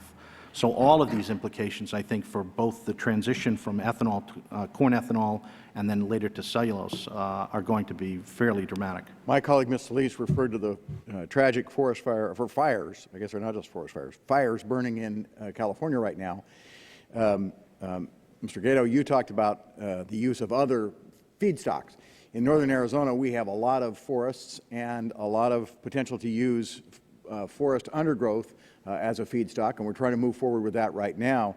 Dr. Lasheen, you answer that other question. The enzymes that you're working on and developing, do you see those as being able to increase essentially the margin of gain in energy over cellulosic ethanol over corn-based or sugar-based? Yes, actually, what we're working on is a microbial strategy where a microbe will make its own enzymes. And so what that does is it will eliminate the need for separately produced enzymes, which is one of the cost considerations in cellulosic ethanol. So this is one advance an example of one advance we hope to see in the future, that just as the corn ethanol industry has developed new technologies and new ways to improve efficiency and the energy gain, in cellulosic ethanol, it's just in its infancy, and there are many technologies being considered, and yes, this is one. I'm running out of time. Let me ask a quick question. I expressed concern earlier about Congress having mandated MTBE and having caused some damage by not being able to see far enough down the road.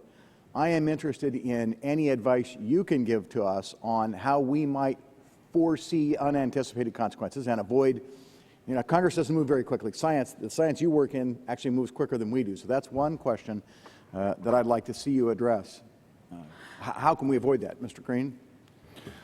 I mentioned earlier in my statement the idea of a low-carbon fuel standard, and I think the risk of picking a number of gallons is, as you're pointing out, that you pick the wrong number, and that's almost invariably it.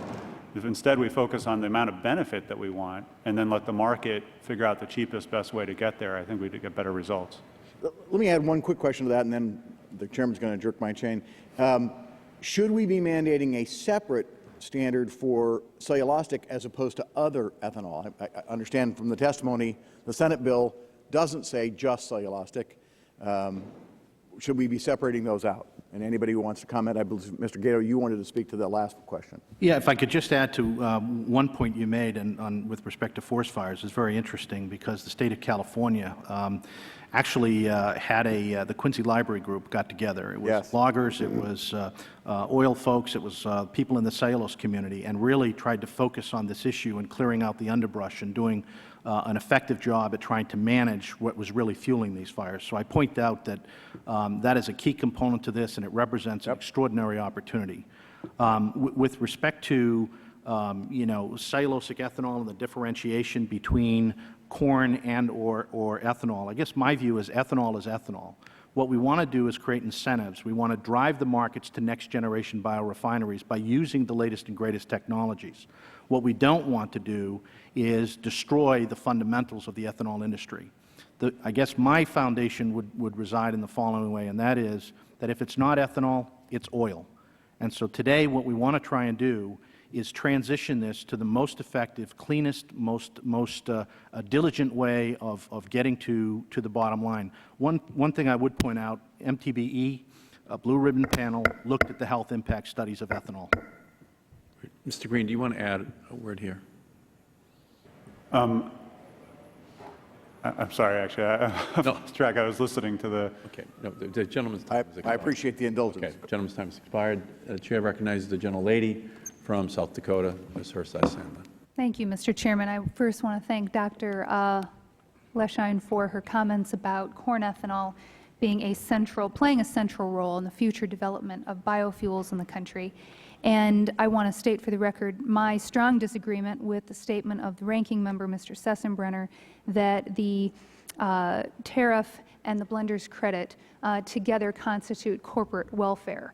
I think it's unfortunate that when we are trying to promote protection for taxpayers, leveling a playing field, and achieving important policy objectives related to energy independence, that such a statement would be made from such a distinguished and long-serving member of the Congress, particularly as it relates to leveling a playing field and driving a market that's good for a number of policy objectives and taxpayers. Let me build on that and ask Mr. Endries, in your testimony you stated that ethanol is selling at $1.55 per gallon and conventional gasoline selling at over $2, but that not all refiners are capitalizing on the economic advantages of ethanol blending. So if ethanol is so much cheaper than gasoline right now, why are some refiners still not maximizing their use of ethanol, in your opinion? Well, the challenge is that refiners have a lot on their plate, quite honestly. We work closely with our customers, and in fact, they have a number of issues, reducing sulfur, trying to expand their facilities. They just have a lot of priorities on their plate, and so you know, that's why it's important, I believe, that we continue to drive them to integrate our product in their fuel stream. We're working diligently to help that happen as well, but this would clearly set the stage. In fact, many times we've heard them say, just tell us what it is that's a priority and we'll focus on it, and so I think that's it. And so a measure to drive them that way, given that we've had tax incentives, the blender's credit, for a number of years before we had the renewable fuel standard of the Energy Policy Act of 2005, would you agree that not only do we need to have earlier targets for cellulosic ethanol, as Mr. Chairman Markey was questioning earlier, but that we have more aggressive targets within the renewable fuel standard, particularly for the years 2008 to 2010? Yes. And absolutely Mr. agree. Gatto, you'd agree with that? Absolutely. I think the most important thing for this committee to realize is that ethanol right now is at a transition point, and without a very aggressive campaign to expand the RFS in 2008 and through 2010, what you're going to see is the investment community absolutely run from this space. We've already seen it. We have had a record pace with which we were building plants. We've now seen that over 50% of the new plants that were to be built have been put aside. We've seen certain banks in this space have now started to take their teams that were focused on biofuels and move those teams into other areas of business. So it's an absolute imperative. Thank you. Also, for Mr. Endries and Mr. Gatto, before I have a question for Mr. Green, the EPA has a current chart based on the percentage change of greenhouse gas emissions of a number of different fuels. And right now, corn ethanol's averages 21.8% reduction compared to conventional gasoline. Now, just as you responded to Mr. Shattuck's question, Mr. Endries, as to how technological advances have increased the energy balance, the energy output of ethanol compared to earlier plants, do you agree with the statement that technological advancements will also increase beyond 21.8% reduction as it relates to reducing greenhouse gas emissions? Absolutely. There's been work that's within the industry that shows, in fact, we could move that much closer, in fact, corn-based ethanol much closer to cellulosic levels, potentially a 50% reduction in fossil fuel use. So by integrating new fuel systems, energy systems, actually potentially burning biomass could help us get there. Thank you. And Mr. Gatto, I'm going to cut you off just so I can move to Mr. Green, visit with you afterward, and you can take that as a written question for the record. Mr. Green, you state in your written testimony that, quote, on farms and in forests across the country and abroad, imprudent biomass harvesting would cause soil erosion, water pollution, and habitat destruction, while also substantially reducing the carbon sequestered on land, unquote. Now, much of the excitement about biomass that I hear of from where I am and other parts of the country centers around dense perennial grasses that use very little water or fertilizer and can be harvested year after year without cultivation. So if we can achieve this, it doesn't sound like the scenario that you're painting in your testimony, and so I'd like to know what exactly about the model of those types of perennial grasses would concern you. I think the critical part of the sentence that you read is the imprudent part. And the challenge I see is that even though there are models out there that are very exciting with the mixed perennial grasses and crops, just because we have those models doesn't mean that we will use them. It's easy to envision switchgrass becoming a monoculture, being bred to have a lot of above-ground biomass, much lower root structure. These are the pressures that the marketplace will put on farmers and breeders unless we put a reward out there for good management. Thank you. Thank you, Mr. Chairman. Gentlelady's time has expired. The chair recognizes the gentleman from Missouri, Mr. Cleaver. Thank you, Mr. Chairman. I live in a city that suffers from the nation's failure in geography. And people will ask me how is Dorothy and Toto, and in spite of the fact that I live in Missouri, or were you the mayor of Kansas? The truth is, Kansas City is the largest city in our state. Most people would probably say St. Louis, but Kansas City is significantly larger. 322 square miles. It's a huge city, one of the largest cities geographically in the country. We have one E85 service station. It is in South Kansas City, so if you land at the airport, you are somewhere in the neighborhood of about 45 minutes away from an E85 service station. And so even if you have the desire to purchase, if you buy a flex fuel vehicle and you want to get it, there are not many people who are going to drive 45 minutes to get gasoline. What can we do to help move, create more of these stations in our country?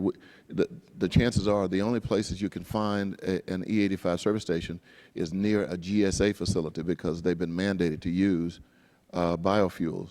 And so that's why you would only have 2 in New York, because it's based primarily on GSA. What can we do? First, we've been pretty vocal on this. Verisen's worked for a long time with 85. We continue to see the expansion of it, but it's still way too small. We believe that the blender's credit worked for E10. It's clearly worked, and that we think that there should be a blender's credit that's focused on E85 to give the blenders a clear signal that in fact the product will be available. And our challenge today with 85 is that it gets less mileage because the vehicles don't optimize for the octane in the vehicle. So we need to discount that fuel in order to make it available, make it compelling for consumers. And so one of the things that, again, we've advocated is within the VTEC system providing for an E85 blender's credit so that it becomes affordable. And we think blenders would roll it out quite quickly. Anyone else? I would just point to the importance of setting a long-term trajectory and a clear commitment from our country to shifting away from using oil as a primary transportation energy to using alternatives. That signal to the market, to the oil companies, to the gasoline stations, is going to be play a critical role in their decisions to invest what will eventually be hundreds of billions of dollars over time to a new infrastructure.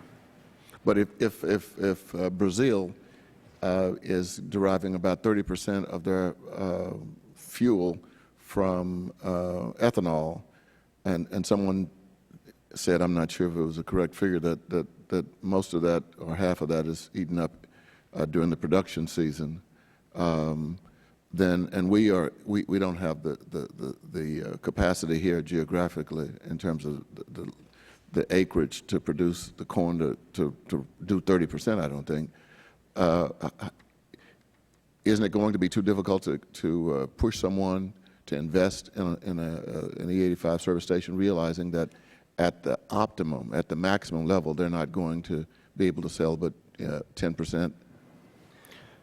Well, I would just say that that it is working to a certain extent because companies like ours and other ethanol producers have provided the fuel at a value to make it work, and that in fact we now see a number of new models coming out that are flex fuel. So it's a kind of a chicken and egg problem, but we do believe that the autos will come out and produce more efficient flex fuel vehicles once they see the market is there for them, and that in fact the economics will significantly improve, and therefore the blender's credit could be a short-term kickstart to making this work.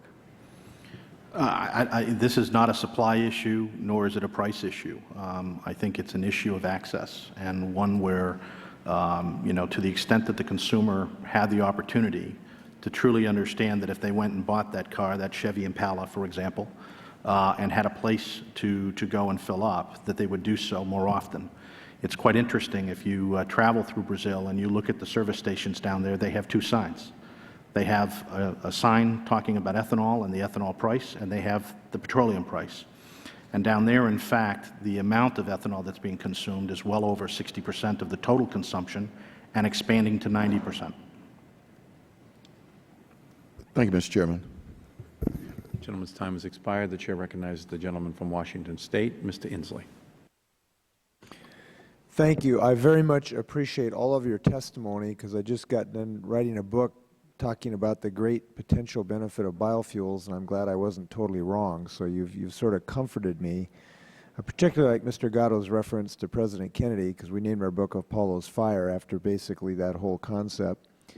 But I just want to ask you in that vein, aren't we just pathetically short of the real challenge here as to what we really need to do to get this going? I mean, last night I was talking to a group about this issue, and I was sort of bragging about all the great stuff we're doing, and this lady stood up and said, you guys are pathetic. You're doing 1/10 of what you really need to do to get this job done. And, looking at what's going on in the ecosystem right now, I sort of agree with you. Do you have any comments about what we really ought to be doing here? We went from 3,000 planes in 1939 making in America to 30,000 in 1943. Couldn't we really accelerate these numbers much more rapidly than we have. Anybody want to just comment on that? Absolutely, and the market is gearing up for it, but there's clear question now on whether or not there'll be a market for the product. So absolutely. The renewable fuel standard required about 4.7 billion gallons be incorporated this year. At the time that was being debated, a lot of discussion about how it just could not be done. There was no way it could be done. We're going to produce 6.5, the industry will produce 6.5 billion gallons this year. So the capital is ready to flow in and willing to be put to work, but there's a clear question today because of concern over lack of demand for the product. So is there any reason we wouldn't statutorily codify this commitment to make 50% of cars at least flex fuel in short order? Does that make sense? And in fact, the autos have made a commitment to produce more than 50% of their vehicles as flex fuel vehicles. So let me ask you about requirements for pumps. When I talked to folks in Brazil, they told me that, look, you'll never get this done unless you really have some requirement for people to put in pumps. Because as long as one entity has control of a fossil fuel base, and that's almost all they sell, they're not going to willingly work with you to get ethanol pumps in and biodiesel pumps in. Shouldn't we have some legal requirement for a percentage under certain circumstances to have biofuel pumps in for distributors at certain sizes? Anyone want to take that? Yeah, I think you've really hit the nail on the head. I mean, here again, you look at the ethanol industry, it has risen to the occasion. During the Blue Ribbon panel talking about phasing out of MTBE, the community at large was saying, well, can we create enough ethanol to really satisfy the need? We did that in 2 years. So the problem is not supply, the problem is not investment, the problem is that the investment community is unsure as to whether or not this truly is going to be something that is sustainable. And so you can make the product, you can make it available to the consumer at a price that is certainly far more competitive than gasoline in many instances. The problem is, if you don't control the pump, you don't control what comes out. So I would say absolutely, it's an imperative that if we're talking about an expansive RFS, we also have to include the ability to put the cars on the road and create the opportunities for customers to be able to use the product. I've been fighting for this, so just to let you know, we will continue that effort. Mr. Gardner? I would just like to add that the demand is so clearly there, and I want to echo the sentiments that we've heard today, because Reverb, a large part of our work is actually helping bands fuel up because they can't find it at pumps. And I would love for you all to put us out of business, because I don't want to be spending time doing that. I would love every band to be able to find it at a Flying J or any truck stop and fuel up. We could be spending our time doing other things in other areas. So absolutely, the demand's there. We can hardly keep up with it just within our little community. I would just say that I agree that we need the infrastructure in place, but I'm much more a fan of an incentive-based approach to make this happen, because if you mandate it, it's very difficult. If you mandate in areas where there's no ethanol in the market. So I would just say, absolutely agree. We need the infrastructure, but an incentive-based approach, I think, is a better way to do it, because in those markets that have ethanol, they'll put the blending infrastructure in place. Mr. Green? I would just add that I think it's critical when we think about biofuels and their role and their potential, that we think about it in the broader context of solving the big picture problem that I think you're talking about here, solving global warming. And I think the issues that are being debated right now around the energy bill, improving vehicle fuel economy performance, making our electric sector cleaner through use of renewable electricity, when you put a package together like that with biofuels, suddenly the potential for biofuels becomes much greater, because if we're using less fuel and our economy is getting cleaner, then a given amount of biofuels are going to go a longer way to cleaning up the atmosphere, doing their share, as it were. So I think the package approach that is being discussed is absolutely critical. Thank you. Great. Yes. I just would like to add, actually looking at the whole package and completing this package, that there still is room for new technologies, and actually the development of new technologies will be essential. And so I think an important component will be support for basic research and development of these technologies, which will really be a driver for the next stage of biofuels. Okay, great. Thanks very much. Okay. Gentlemen's time has expired. Just might want to point out here that in Massachusetts, we have 150,000 flex fuel vehicles right now driving around in one pump, which makes an awful long line at the gas station. So we definitely have to solve this problem, as people are buying the vehicles and then have no place to go to get the fuel for it. Gentleman from New York, Mr. Hall. Thank you, Mr. Chairman. And I would just follow up on what you're saying by remarking that some might consider this a hoax perpetrated on the American people by the American automobile industry, which advertises that you're doing something green by buying a flex fuel vehicle, when in fact you can't get the fuel in most parts of the country.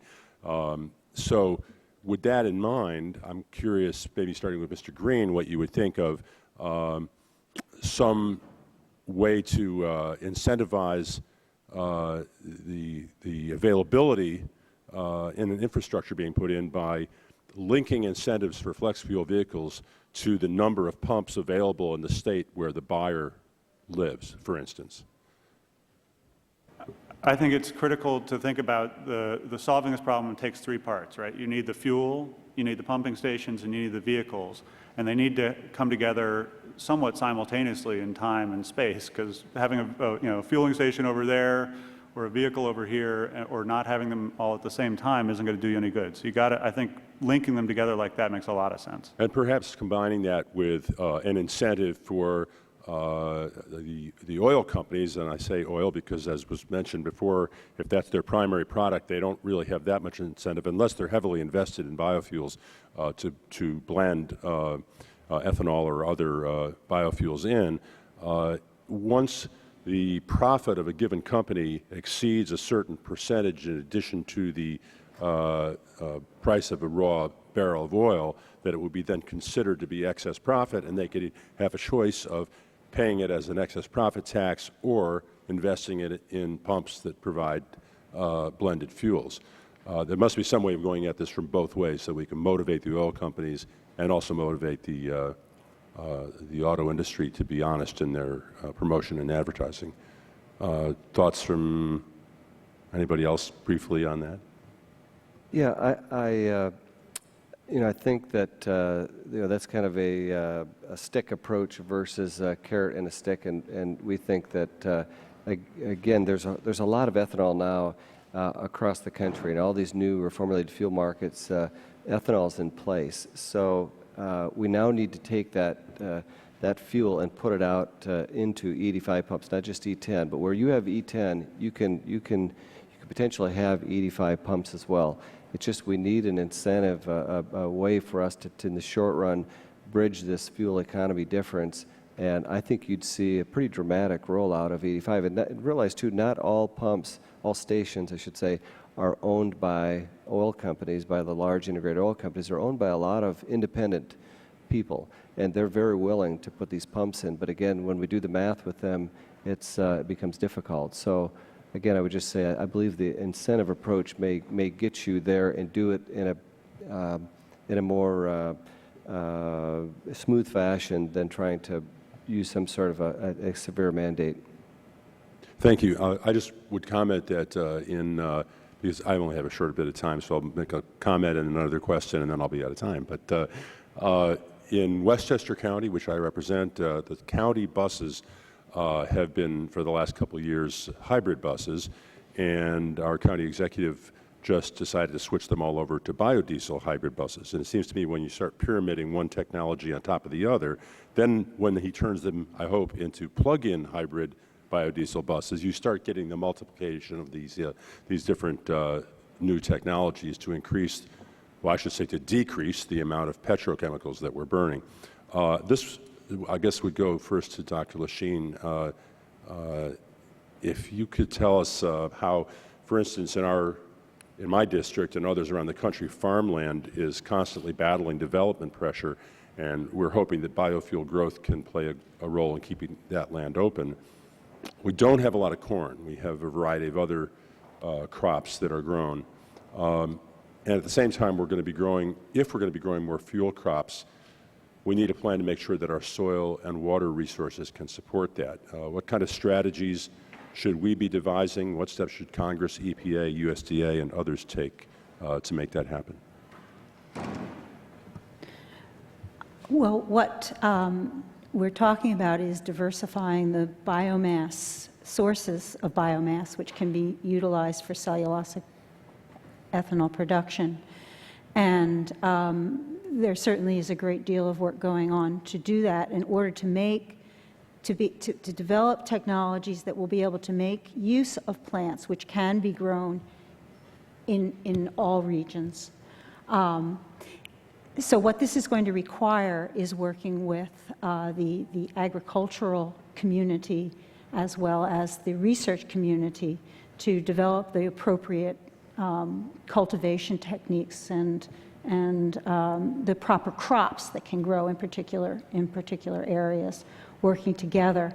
I think we really do need to have more crosstalk on this, to understand more about what crops are the most appropriate for a particular area. We look at crops in terms of the production per acre, but that might not, the highest production per acre in some ideal place might not be the ideal crop for a particular area. And I think we need to have more integration between the agricultural community, the agricultural workers, and the research community that is developing these technologies for using particular biomass crops. Thank you, Doctor. Thank you, Mr. Chairman. Okay, gentleman's time has expired. The chair recognizes the gentleman from California, Mr. McNerney. Thank you, Mr. Chairman. Mr. Gatto, one thing that really excites me about biofuels is the potential for job creation, especially in rural America. Could you go into that a little bit in terms of what kind of jobs you think will be created, how that will impact the rural economy? I think I just happened I have some numbers that I had asked for because this is one of the things that I think is often missed. National picture, current ethanol, 234,000 jobs. Household income has increased by over $40 billion, domestic spending by $70 billion, and reduced capital outflow to oil-producing countries by $64 billion. On a yearly basis? On an annual basis, this is the impact of ethanol. Cellulosic ethanol has the opportunity to quadruple that because of the number of plants, and more importantly, we're talking about taking these facilities and moving them into communities very similar to your colleague in New York, where rather than focusing necessarily on switchgrass, we might be talking about taking the paper sludge from the area mills. We might be talking about taking the mixed waste paper that's coming from the municipal streams. So all of these become opportunistic, and we start looking at what the origins of these feedstocks are and how they can complete the cycle. Thank you. I understand that total biodiesel production is rather limited due to acreage and crop limitations and so on. How do the limitations, and I'm not sure who would be the best one to answer this question, how do the limitations between biodiesel and bioethanol compare in terms of the potential for growth? I'm not sure that there is a differentiation necessarily. One of the interesting things, and maybe Don can speak to this, that is emerging is the opportunity to take one of the byproducts that comes from an ethanol plant and actually convert that to extract biodiesel, so that, again, the context here is when you look at an ethanol plant today, it's truly a biorefinery of the future. It's taking everything that comes in that front door and creating products that are renewable and sustainable in nature. So what comes out of an ethanol plant is something called DDGs, which is a high-protein cattle feed. That product also has the possibilities of being turned into biodiesel and then taking an even higher protein value product that you can put back into the marketplace. Mr. In fact, we have tested that process. We've actually converted our oil from the germ in corn into biodiesel, and in fact we're building our first extraction facility, and we'll be rolling that out at other facilities. So the two go hand in hand. Ethanol only uses the starch in corn. The rest of the product, protein, the oil, the fiber, is a byproduct. And so we think that these facilities over time will significantly step in the utilization of that corn kernel. And so we think they'll go hand in hand, and we can actually provide feedstock to the biodiesel industry as well. Thank you. Mr. Green. I would say, however, that the total amount of available vegetable oil and the crops that we know that produce vegetable oil around the world is substantially less than the amount of cellulose that we know is in the world. The important thing to understand, though, is biodiesel is a process. It's a way of making, changing vegetable oil into a diesel-like alternative. Ethanol is a molecule. Both of these things are technologies, and what we need to do is step back, because there are other ways to make diesel alternatives from plant matter. And there are other molecules other than ethanol. A lot of people talk about butanol, but butanol is just one other molecule. There are a lot of molecules out there. We need to be careful as we encourage this sector and try to really bring it along quickly that we don't lock ourselves into one technology, one conversion pathway such as biodiesel, one molecule such as ethanol. Let's focus on the benefits that we want from the sector and let the marketplace figure out what the best technology mix will be.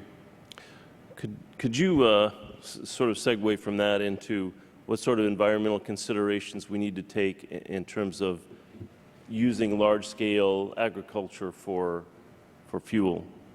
Well, I think biodiesel is a prime example of how it can be both done in a wonderful way and in a very destructive way.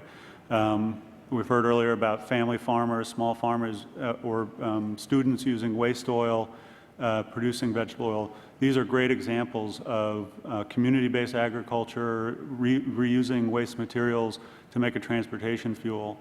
On the other extreme, you have palm oil being grown on rainforest lands where they burned off the rainforest, burned the peat soil. The greenhouse gas emissions from that conversion process outweigh any benefits you get from avoiding oil for hundreds of years. So the extremes here are pretty stark, and we need to, again, focus on the benefits that we want and make sure that we're picking those and not trying to tell farmers how to grow their crops, but say you have to produce a fuel with real greenhouse gas benefits, with real soil quality benefits, with real water quality benefits, and then let them go and figure out how to do that. Our farmers are incredibly resourceful, and if we let them loose, they'll do great things for us. Thank you. And I guess my time has expired, so I yield back to the chair. I thank the gentleman very much. We have a roll call which is about to be called out on the House floor, but we have a few more minutes before that would occur. Why don't we do this? Why don't we have a lightning round of 2 minutes apiece for each one of the members who would like to ask another round of questions. We'll first recognize the gentlelady from South Dakota. Thank you, Mr. Chairman. Perhaps, Mr. Gatto, you could take 30 seconds to respond to my earlier question, and then, Mr. Green, if you could comment on your testimony where bioenergy feedstocks must not be grown or extracted from public forest lands. We have a lot of slash piles in the Black Hills National Forest, and I just want you to clarify if those slash piles from thinning projects by the Forest Service or from a timber contract sale wouldn't then be used under that policy. And then finally, Mr. Gardner, thank you.